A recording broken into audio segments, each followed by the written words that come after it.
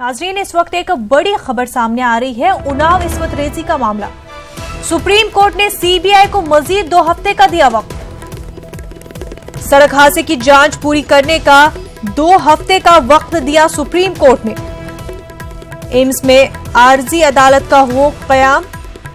मुतासरा के बयान को दर्ज करने के लिए आर्जी कोर्ट कयाम किया जाए एम्स में, ऐसा सुप्रीम कोर्ट का कहना है। दिल्ली हाई कोर्ट आर्जी अदालत के कयाम का इंतजाम करे। सुप्रीम कोर्ट ने कहा है कि दिल्ली हाई कोर्ट आर्जी अदालत के कयाम का इंतजाम करे एम्स में, जहां पर मुतासरा के बयान को दर्ज किया जा सके। पूरा मामला उन्नाव इस्मत रेजी का है।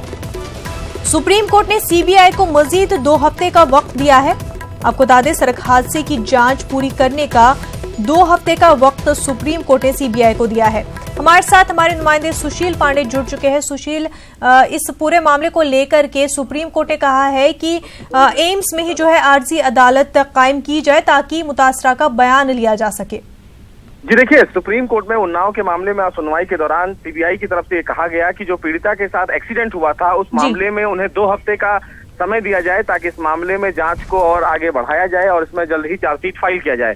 दूसरा, सुप्रीम कोर्ट ने एक आदेश इस मामले में दिया है कि अभी ही लोअर कोर्ट में जहां इस मामले की सुनवाई चल रही थी, कुलदीप सेंगर को लेकर 5 जो मुकदमे थे, उसमें फिलहाल जो पीड़िता है उसका बयान लेना काफी जरूरी है, लेकिन पीड़िता का मेडिकली कंडीशन ठीक नहीं है। तो निचली अदालत ने दिल्ली हाई कोर्ट को एक पत्र लिखा था कि वहां पर एक फिलहाल व्यवस्था अस्थायी कोर्ट की जाए या फिर वीडियो कॉन्फ्रेंसिंग के द्वारा लड़की का बयान दर्ज किया जाए। सुप्रीम कोर्ट ने आज दिल्ली हाई कोर्ट को निर्देश दिया है कि वो इस मामले में जल्द से जल्द विचार करें और एक अस्थायी कोर्ट एम्स में बनाए ताकि निचली अदालत के जज वहां पर जाकर पीड़िता का बयान दर्ज कर सके।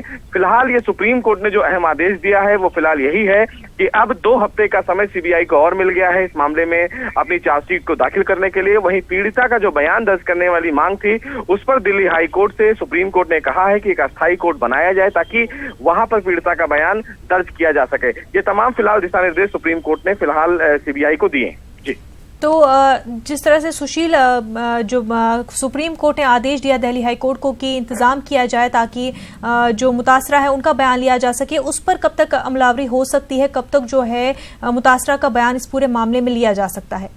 जी देखिए, दिल्ली हाई कोर्ट को फिलहाल सुप्रीम कोर्ट ने आज आदेश दिया है, तो अब देखना यह होगा कि दिल्ली हाई कोर्ट इस आदेश को कब इम्प्लीमेंट करता है।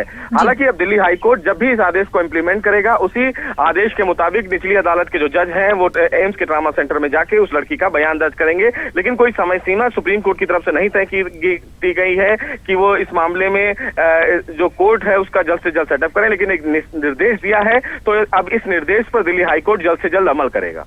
बिल्कुल सुशील, बेहद शुक्रिया।